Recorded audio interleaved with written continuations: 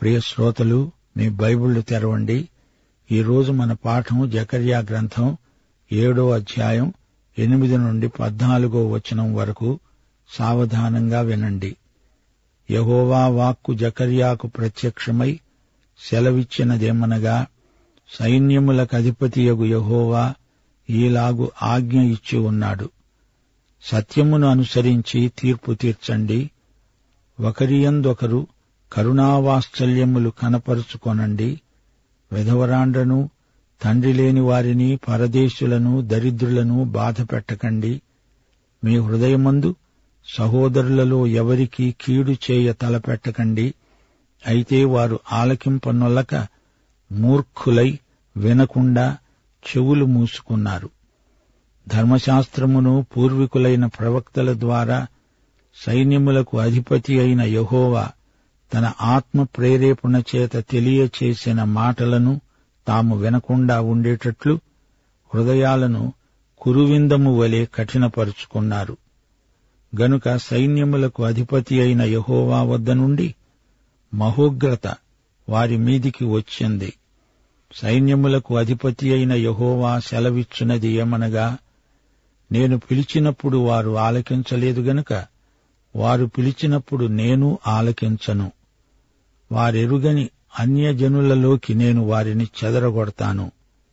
వారు తమ దేశమును విడిచిన మీదట అందులో ఎవడూ సంచరించకుండా అది పాడవుతుంది. ఈలాగున వారు మనోహరమైన తమ దేశానికి నాశనము కలుగచేశారు.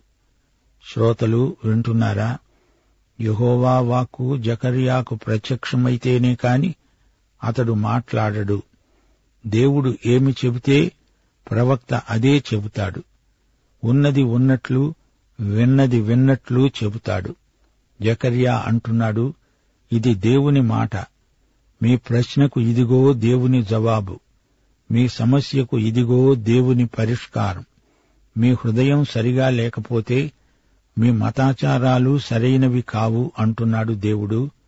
మీరు సత్యముననుసరించి సత్యానికి అనుగుణంగా తీర్పు తీర్చండి. ఒకరికొకరు కరుణ, కనికరము చూపుకోండి.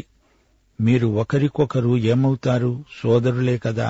వితంతువులను, అనాథ శిశువులను, పరాయి దేశం నుండి వచ్చి మన దేశంలో తలదాచుకుంటున్న విదేశీయులను బాధించకండి. వారి ఉసురు పోసుకోకండి. బీద సాదలను కనికరంతో చూడండి. మీ సహోదరులలో ఎవరికీ కీడు చెయ్యాలనే ఊహ కూడా మీకు రాకూడదు. తెలిసిందా? దేవుడు దశాజ్ఞలిచ్చాడు గదా. ఈ 10 ఆజ్ఞలలో మొదటి 4 ఆజ్ఞలు మనిషికి దేవునికి ఉండాల్సిన సంబంధాన్ని చూపుతున్నాయి. 5వ ఆజ్ఞ దేవునికి మనిషికి మధ్య వంతెన లాంటిది. తల్లిదండ్రులను సన్మానించాలి, గౌరవించాలి. తల్లిదండ్రులు తమ పిల్లలకు దేవుని ప్రతినిధులై వారిని కాపాడాలి. అది దేవుని నిర్ణయం, దేవుని నియామకం. తల్లిదండ్రులకు విధేయులైన పిల్లలే పెద్దవారై దేవునికి విధేయులవుతారు. దశాజ్ఞలలో చివరి 5 ఆజ్ఞలను చూడండి. నరహత్య చెయ్యరాదు, వ్యభిచరించరాదు, దొంగతనం చెయ్యరాదు, పొరుగువాణ్ణి గురించి అబద్ధ సాక్ష్యం పలుకరాదు, పొరుగువాని ఆస్తిని ఆశించకూడదు. అతడు నీ పొరుగువాడు గదా. అతని ఇంటిని, అతని భార్యను, అతని దాసదాసీ జనమును, అతని పశువులను, అతనికి చెందిన దేనిని ఆశించకూడదు. నిర్గమకాండం 20వ అధ్యాయం 13 నుండి 17వ వచనం వరకు. ఈ దశాజ్ఞలలోని సార్వత్రికతను గుర్తించండి.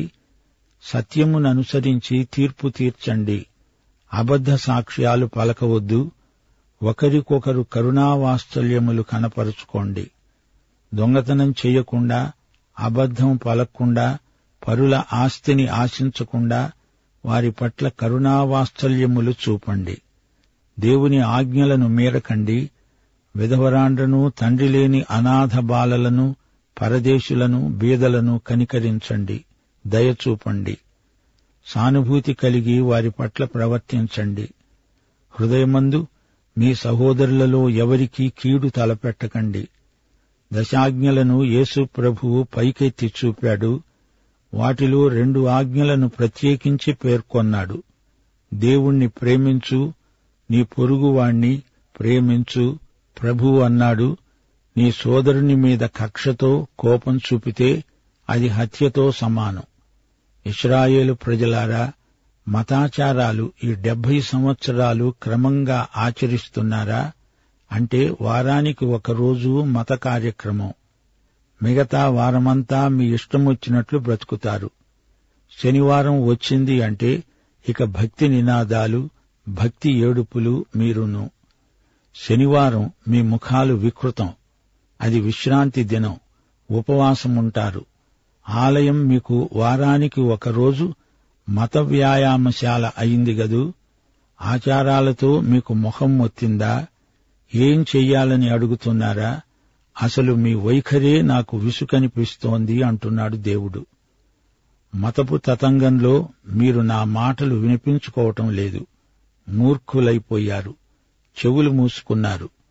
దేవుని స్వరం విననొల్లని చెవిటివారు. మతం మిమ్మల్ని గుడ్డివారిని చేసింది, చెవిటివారిని చేసింది. ఆ మతం నాకెందుకు? మతంతో నన్ను మీరు సంతోషపెట్టలేరు, సరిగదా? దుఃఖపెడుతున్నారు. మీ ఏడుపు మత కార్యక్రమంలో భాగమైపోయిందా? ఏడుపుగొట్టు మతమా? అది హృదయంలో నుంచి వచ్చిన ఏడుపైతే గదా. నేను మీ భుజం మీద చెయ్యి వేస్తే భుజాన్ని విదిలించుకుంటారా? నేనేం చెబుతున్నానో అది మీకేమీ పట్టినట్లు లేదే. మీరు గుణపడాలి. బేతేలు పిల్లలారా, మీకు తోచదు, నేను చెప్పేది వినరు. నా మాట వినడమే భక్తి. మతాచారాలు మాత్రమే భక్తి కాదు, భక్తి వేషం. నా మాట వినని మతం మృతం. మీరు 70 సంవత్సరాలు ఎందుకు బబులోను చెరలో ఉన్నారు? మీకు వెలుగు లేకనా? కాదు, నా మాట మీరు వినలేదు కాబట్టి. అది మీకు శిక్ష. దేవుని పట్ల మీ ధర్మాన్ని మీరు నెరవేర్చలేదు. దేవుని దృష్టిలో మీరు దోషులు, నేరస్తులు, ముద్దాయిలు. మీ మతం మీ హృదయాలను మార్చజాలదు. ఈ వాస్తవాన్ని మీరు గుర్తించాలి అంటున్నాడు దేవుడు. మీ జీవితాలను నా మాట ప్రకారం సరిదిద్దుకోవాలి. మీరు వేషధారులు కాకండి. ప్రియ శ్రోతలు, వింటున్నారా? యేసు పరిసయ్యులను వేషధారులు అన్నాడుగాని తన శిష్యులను ఎన్నడూ వేషధారులు అనలేదు. భక్తిని నటించే మతవాదులు వారే పక్కా వేషధారులు. మత్తయి సువార్త 23వ అధ్యాయం 25, 26 వచనాలు. అయ్యో, వేషధారులైన శాస్త్రులారా, పరిసయ్యులారా, మీరు గిన్నె పళ్ళెము వెలుపట శుద్ధి చేస్తారు గాని అవి లోపల దోపుడుతో అజితేంద్రియత్వముతో నిండి ఉన్నాయి. గుడ్డి పరిసయ్యుడా, గిన్నె పళ్ళెము వెలుపల శుద్ధి అయ్యేటట్లు ముందు వాటి లోపల శుద్ధి చెయ్యి. ఇశ్రాయేలు ప్రజల అసలు సమస్య ఇదే. అందుకే దేవుడు వారికి దశాజ్ఞలను ఎత్తిచూపుతున్నాడు. మానవుడు తోటి మానవుని పట్ల నెరవేర్చాల్సిన ధర్మాన్ని వారికి జ్ఞాపకం చేస్తున్నాడు దేవుడు. వృత్తి వ్యాపారాలలో, సామాజిక సంబంధాలలో, కుటుంబాలలో వారి ప్రవర్తన ఎలా ఉందో వారు ఆత్మ పరీక్ష చేసుకోవాలి. వారి ప్రార్థనలకు దేవుడు ఎందుకు జవాబివ్వలేదో వారిప్పుడు గ్రహించగలరు. మీరు మీ హృదయాలను కఠినపరుచుకున్నారు. కురువిందమనే రాయిలాగా మీ హృదయాలు కఠినమయ్యాయి. యెహోవా కోపోగ్రత మీ మీదికి వస్తుంది. నెబుకద్నెజరు వస్తాడు, యెరూషలేమును నాశనం చేస్తాడు. ప్రజలను బంధించి బబులోనుకు చెరగొనిపోతాడు. యెరూషలేము నగరం ధ్వంసమైపోతుంది. ఇది విషాద వార్త. వారి మతం వారిని రక్షించలేకపోయింది. వారికి మత వ్యాసంగం ఉందిగాని దేవునితో సరైన సంబంధం లేదు. వారి హృదయాలు దేవునికి దూరంగా ఉన్నాయి. దేవునికి వీరి మూలంగా అపకీర్తి. వీరిలో పరివర్తన రావటం లేదు. వీరి సమస్యలు ఎన్నో. అయితే వీరే దేవునికి గొప్ప సమస్య అయిపోయారు. దేవుడంటున్నాడు, నేను పిలిస్తే మీరు పలకలేదు. అలాంటప్పుడు మీరు పిలిస్తే నేను పలుకుతానా? మీ ప్రార్థనలు ఆపద మొక్కులు, అవి నేను వినను అంటున్నాడు దేవుడు. ఆపదలు ముంచుకొచ్చినప్పుడు అయ్యో దేవా అంటారు. అయ్యో ప్రార్థనలు కాని అయ్యా ప్రార్థనలు కావు. మత ప్రమేయం లేకుండా నా దగ్గరికి రండి, నేను మీ మొర్ర వింటాను, వెంటనే జవాబిస్తాను. దేవునికి నీకు సరైన సంబంధము సహవాసము లేనప్పుడు ఆయన నీ ప్రార్థన వింటాడా? దేవుడు అంటున్నాడు, మీరెరుగని అన్యజనుల మధ్యకు మిమ్ములను చెదరగొడతాను. మీ దేశము నిర్మానుష్యమై పాడు బీడైపోతుంది. మీరే చేజేతుల మనోహరమైన మీ స్వదేశానికి చేటు తెచ్చిపెట్టుకున్నారు. మీరు మరీ మూర్ఖులైపోయారు. ధర్మశాస్త్రాన్ని నిర్లక్ష్యం చేశారు. ప్రవక్తలు పరిశుద్ధాత్మ ప్రేరణ ద్వారా పలికిన మాటలను తిరస్కరించారు. కొందరు నామకార్థ విశ్వాసులు తమ ఇష్టానుసారంగా జీవిస్తూ తమ బిడ్డలో లేక భార్యో భర్తో చావు బతుకుల్లో ఉంటే, ఓ దేవా కాపాడు అంటూ దీర్ఘ ప్రార్థనలు చేస్తారు. ఇలాంటి వారిని గురించి ప్రభు ఏమంటున్నాడో ఈ పాఠంలో స్పష్టం చేయబడింది. మతం మనుషుల కృత్రిమ భక్తి, కాని దేవునితో సరైన సంబంధ సహవాసం అసలైన భక్తి. అందమైన దేశం ఎందుకిలా పాడైంది అని ఒక్కసారి ఆలోచించండి. దేవుడు ఆ ప్రజలనే కాదు, వారు నివసించే దేశాన్ని కూడా శిక్షిస్తాను అంటున్నాడు. అది పాలుతేనెలు ప్రవహించే దేశం. ఒకప్పుడది దేవుని ఏదెను తోటలాగే ఉండేది. ఆ అందం, ఆకర్షణ అవన్నీ ఇప్పుడేమయ్యాయి? వారి అవిధేయత కారణంగా అన్నీ పోయాయి. శాపం, దేవుని కోపం వారి మీదికి దిగివచ్చాయి. శిథిలావశేషాలు మిగిలాయి. యెరూషలేము నుండి యెరికో వరకు, మృత సముద్రం వరకు ప్రయాణం చేసి చూడండి, ఆశాభంగమే కలుగుతుంది.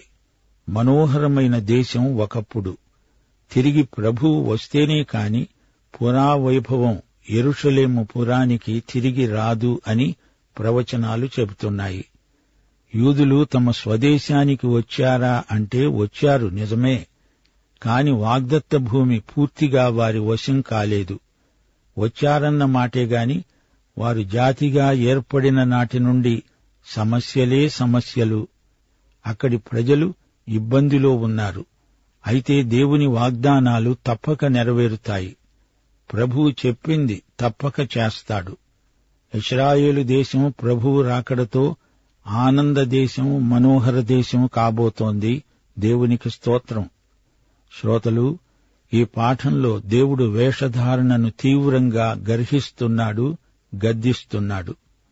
వారికి ఇన్ని అగచాట్లు రావడానికి కారణం వారి వేషధారణ ప్రవృత్తి. వీరు దేవుని కృపను దుర్వినియోగపరిచారు. రాను రాను మరీ మొండికెత్తారు. దేవుని మాట ఖాతరు చేయలేదు. దానికి ఫలితంగా దేవుని మహోగ్రత వారి మీద కృమ్మరించబడుతుంది. దేవుడు తన ప్రజల అవిధేయతను, మొండి వైఖరిని శిక్షించక వదలడు. పూర్వీకులైన ప్రవక్తల ద్వారా దేవుడు వీరికి ఎన్నో హెచ్చరికలు చేశాడు. గాని వారు మారు మనసు పొందలేదు, పశ్చాత్తప్తులవలేదు. దేవుడు వారి మేలుకే ఎన్నో విధాల చెప్పి చూచాడు, కాని ప్రయోజనం లేకపోయింది. 4 ప్రాముఖ్య విషయాలలో వారు తప్పిపోయారు. 1. సార్వత్రికమైన దయా కరుణ. 2. సహోదర ప్రేమ. 3. పరదేశులకు ఆతిథ్యం. 4. హృదయ వైఖరి. రోమాపత్రిక 7వ అధ్యాయం 12వ వచనం, ధర్మశాస్త్రము పరిశుద్ధమైనది, ఆజ్ఞ కూడా పరిశుద్ధమైనది, నీతిగలది, ఉత్తమమైనది. మార్కు సువార్త 2వ అధ్యాయం 27వ వచనంలో ప్రభు అన్నాడు, విశ్రాంతి దినము మనుష్యుల కొరకే నియమింపబడింది గాని మనుష్యులు విశ్రాంతి దినము కొరకు నియమింపబడలేదు. అలాగే వీరి మతం వీరి కోసమా లేక వీరు మతం కోసమా? ఈ ప్రశ్నకు ఎవరికి వారే జవాబు చెప్పుకోవాలి. అసలు సంగతేమిటంటే వారు దేవుని కోసం, దేవుడు వారి కోసం అని వారు గ్రహించాలి. మతం దేవునికి ప్రత్యామ్నాయం కారాదు.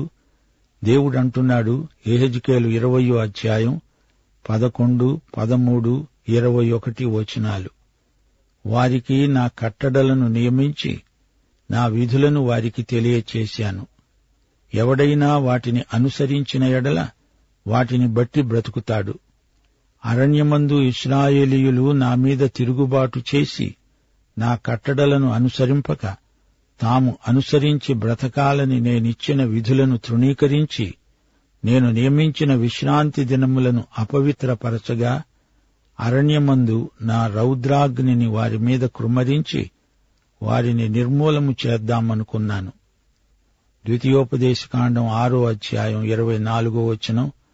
మనకు నిత్యము మేలు కలగడానికి యెహోవా నేటి వలె మనలను బ్రతికించున్నట్లు మన దేవుడైన యెహోవాకు భయపడి ఈ కట్టడలన్నిటినీ గైకొనవలెనని మనకు ఆజ్ఞాపించాడు. ఇశ్రాయేలు, నీ దేవుడైన యెహోవాకు భయపడి ఆయన మార్గములన్నిటిలో నడుస్తూ ఆయనను ప్రేమించి నీ దేవుడైన యెహోవాను నీ పూర్ణ మనస్సుతో నీ పూర్ణాత్మతో సేవించి నీ మేలు కొరకు నేడు నీకు ఆజ్ఞాపించే ఆజ్ఞలను కట్టడలను అనుసరించి నడుచుకుంటాను అనే మాట కాక నీ దేవుడైన యెహోవా నిన్ను మరి ఏమడుగుతున్నాడు? దేవుని సందేశాన్ని తిరస్కరిస్తే దేవుణ్ణి తిరస్కరించినట్లే. యెషయా గ్రంథం 30వ అధ్యాయం 9 నుండి 11వ వచనం వరకు. వారు తిరగబడే జనులు, అబద్ధమాడే పిల్లలు, యెహోవా ధర్మశాస్త్రమును విననొల్లని పిల్లలు, దర్శనము చూడవద్దు అని దర్శనము చూచే వారితో చెప్పేవారు, యుక్తవాక్యములను మాతో ప్రవచించకండి, మాయాదర్శనాలనే కనండి, అడ్డము రాకుండా త్రోవ నుండి తొలగండి, ఇశ్రాయేలు పరిశుద్ధ దేవుని సంగతి మా ఎదుట ఎత్తకండి అని భవిష్యజ్ఞానులతో పలుకువారై ఉన్నారు. శ్రోతలు, ఇది వీరి వైఖరి. దేవుడు చెప్పిన దాని మీద లక్ష్యముంచరు, వేరే చిల్లర విషయాలను మనస్కరిస్తారు. హృదయాలను కురువింద రాయిలాగా కావాలని గట్టిపరుచుకున్నారు. వాక్యానికి ఎదురు తిరిగారు. ములుకోలకు ఎదురు తన్నిన ఎద్దులాగా ఉంది వీరి వైఖరి. ఎవరేది విత్తుతారో అదే పంట కోస్తారు. అవిధేయత ఎంత తీవ్రమో దేవుని శిక్ష కూడా అంత తీవ్రంగా ఉంది. దేవునికి వారెంత దూరమయ్యారో దేవుడు వారికి అంత దూరమయ్యాడు. దేవుని మాట వారు విననట్లే వారి మాట కూడా దేవుడు వినటం లేదు. గలతీ పత్రిక 6వ అధ్యాయం 7-8 వచనాలు. మోసపోకండి, దేవుడు వెక్కిరించబడడు. మనుష్యుడు ఏది విత్తుతాడో అదే పంట కోస్తాడు. తన శరీరేచ్ఛలను బట్టి విత్తేవాడు తన శరీరము నుండి క్షయమనే పంట కోస్తాడు. ఆత్మను బట్టి విత్తేవాడు ఆత్మ నుండి నిత్యజీవమనే పంట కోస్తాడు. గాలిని విత్తారు గనుక ప్రళయవాయువు మీకు కోత అవుతుంది.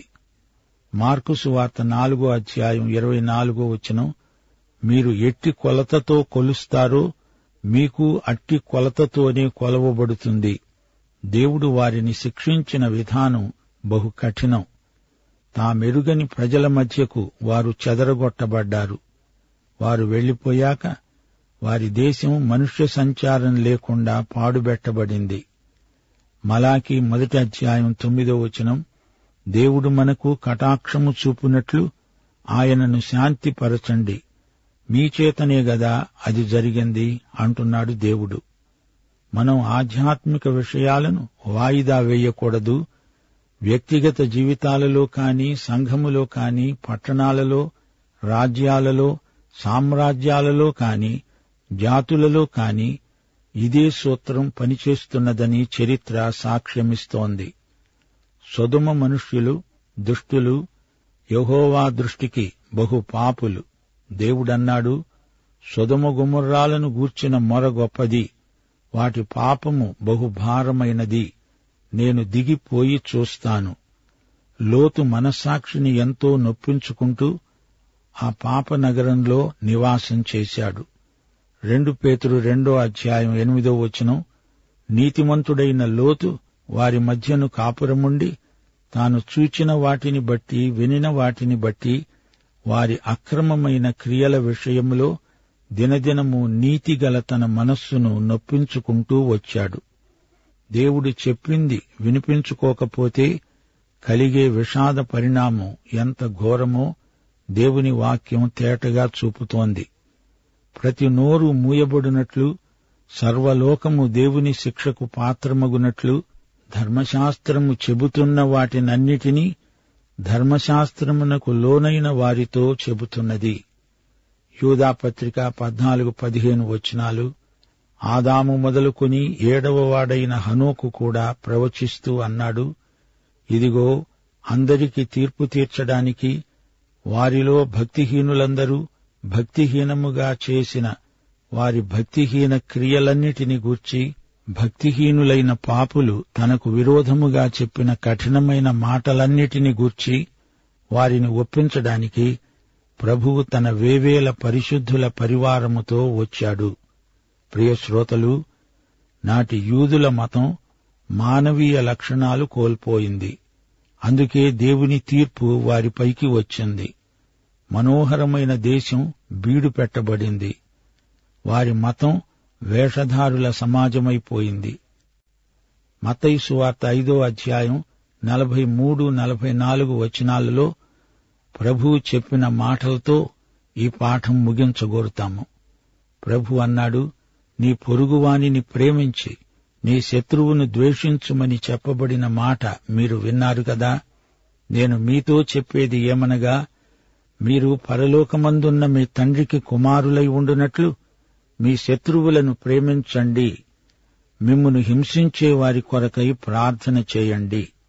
పాఠం ఇంతటితో సమాప్తం. మన ప్రభు అయిన యేసుక్రీస్తు వారి దివ్యకృప, తండ్రి అయిన దేవుని పరమ ప్రేమ, పరిశుద్ధాత్మ యొక్క అన్యోన్య సహవాసము సమాధానము మనకందరికీ సదాకాలము తోడై ఉండునుగాక.